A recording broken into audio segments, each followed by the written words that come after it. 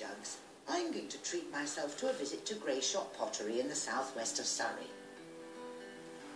The pottery was opened by Ian Tippets in 1956. Although it still makes beautiful earthenware and gifts, it is now run as a working benefit trust, which enables the staff to reap their rewards.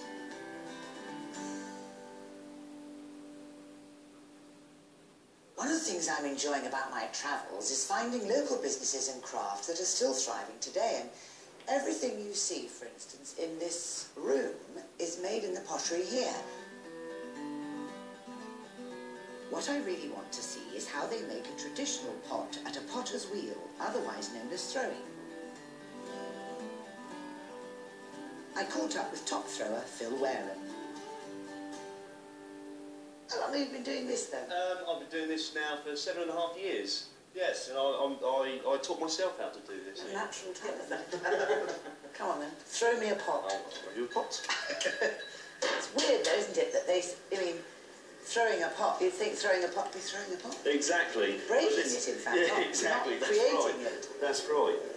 So what I'm doing here is I'm just centering the ball of clay, and you've got to make sure the ball of clay is central to what you're doing, otherwise you end up with a wobbly pot.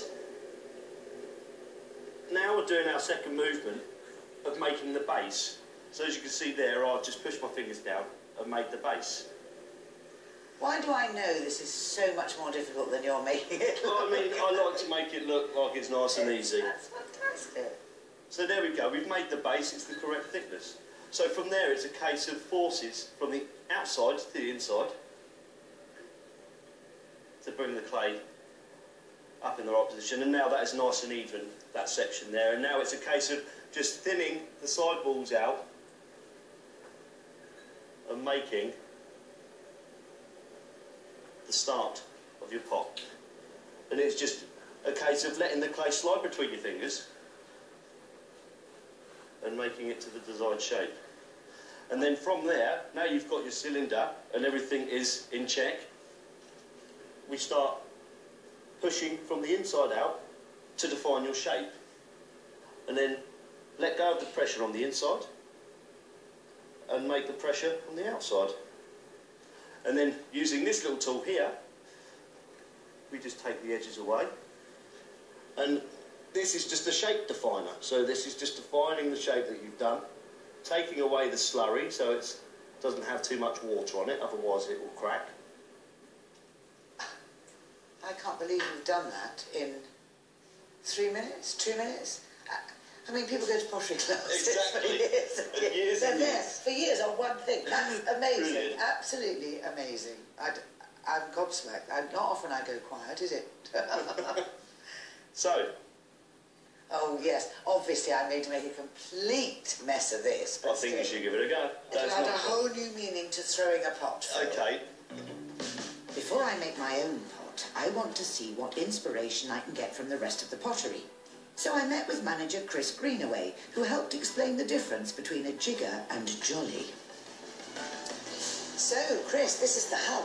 This is the hub. This is where it all works, where all the machines that make some of the shapes. We have ram presses, jiggers and jollies. Sorry? Casting. Jiggers and jollies. Yes, that's an old method of making pots. Part a man, part a mould. One part's the jigger, one part's the jolly. Where it actually got its name from, I'm not 100% sure, but it's a long way back. It is a process that's a long way back, and we still use it today. That's what I think's nice, because what inspires me is that traditional crafts are still thriving. How much can you keep the old mechanism at bay? I mean, is it viable? There are still the need for traditional methods, which is making by hand, as well as the machines, and we do have high street customers who still require traditional made pots. So in a way, the commercial side of it, the restaurants and pays maybe for the handcrafted, the more artistic side of it. It definitely supports it. We've got people that are wanting something 100% made in Britain. Made in Britain. Made in Britain. Yes. Once the pots and plates have been made, they get passed on to Claire and Robin, who hand paint and decorate them, just like icing a cake. These are limited editions, aren't they? Yeah. So people collect them? Yes. I think it's wonderful. You seem to be painting over those black dots. Yes, that's the wax. So that will come through and define the shape in the flower. Oh, I see. It's in the kiln. What happens to it then? This will go into the kiln.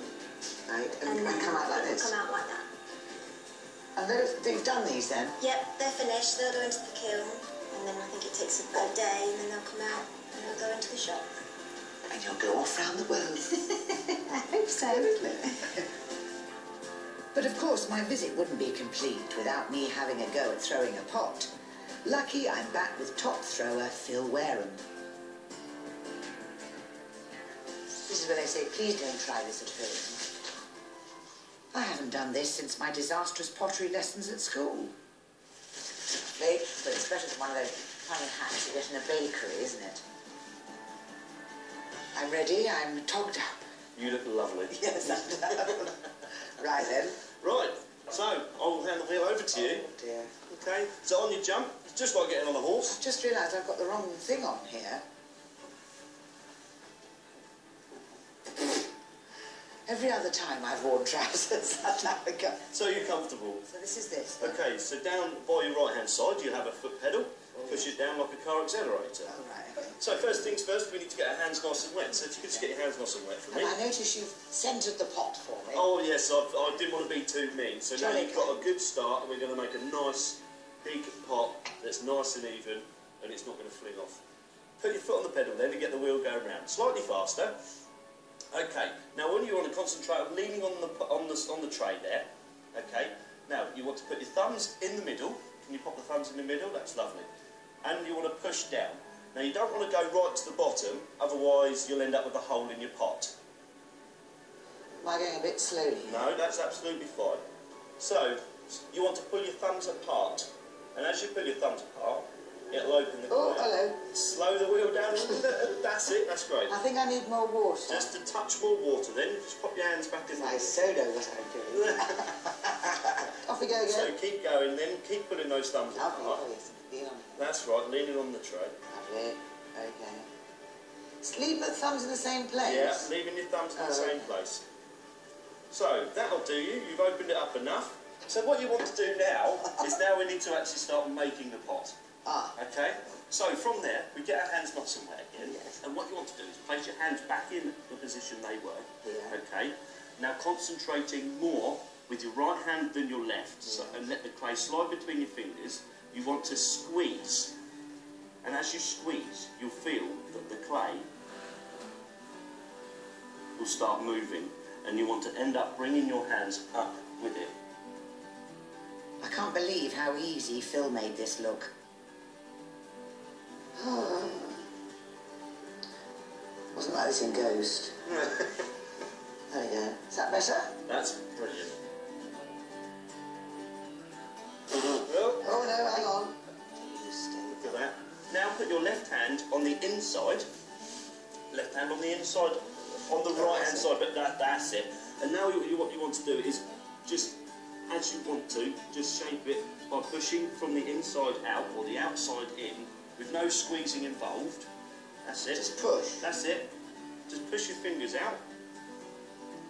That's it. Now take your fingers away, and now if you want to just fold the top out into a little lip by just placing your fingers on the top and just turning your hands over, so this is like you're folding the edge over. No, hang on. I'm not going to let this go. This is a bit difficult. Both hands making a bit. It's again more of your right than your left. It's quite a therapeutic sensation, though, isn't it? Yes, it's annoying though. Wait a minute, I've lost me. Haven't I lost my pot? Okay. This can't. And I'll just help you out a little bit, just by turning the edge over, to see? They're just coming over like that. Well, it's it's rustic is the word. I think that's very different. It is. It's got a certain, it's a one-off. Definitely. Thank you very much. Ta-da! That's my lesson done. I don't think my pot will make it into the kiln, let alone the shop. After the